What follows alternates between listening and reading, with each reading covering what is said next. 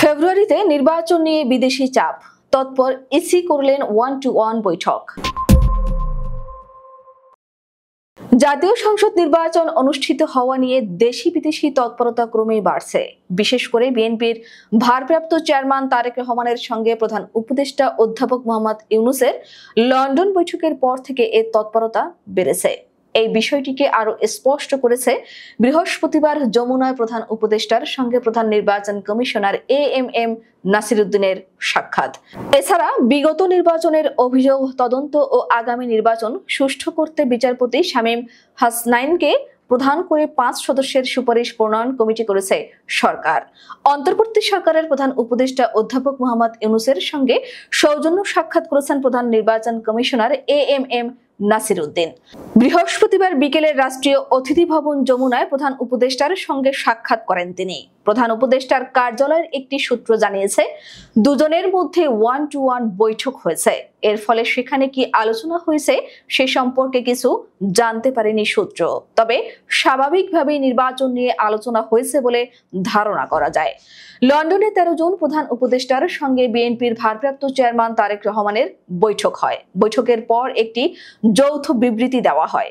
যৌথ বিবৃতিতে বলা হয়, সব প্রস্তুতি শেষ করা গেলে 2026 সালে পবিত্র রমজান মাস শুরু হওয়ার আগের সপ্তাহেও নির্বাচন আয়োজন করা যেতে পারে বলে বৈঠকে প্রধান উপদেষ্টা বলেছেন।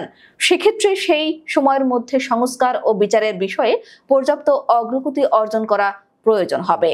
এমন পরিস্থিতিতে প্রধান উপদেষ্টার সঙ্গে সাক্ষাৎ করলেন সিইসি।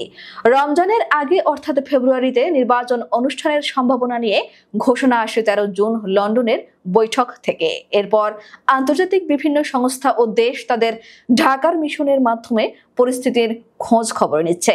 বিদেশি কূটনীতিকেরা আগামী নির্বাচনের সময়, ভোট এবং ওই নির্বাচনের মাধ্যমে গঠিত সরকারের ধরন ও নীতি জানতে বুঝতে সরকারের বিভিন্ন পর্যায় ও রাজনৈতিক নেতাদের সঙ্গে মতবিনিময় করছেন।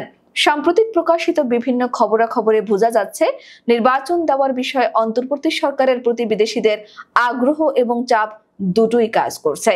বুধবার অর্থ মন্ত্রণালয়ের উপদেষ্টা ডক্টর সালাউদ্দিন আহমেদ জানিয়েছেন, আগামী ফেব্রুয়ারিতে জাতীয় নির্বাচন হবে কিনা বিদেশ থেকে জানতে চাওয়া হয়। বিদেশিরা যেমন তৎপর, তেমনি রাজনীতিবিদরাও।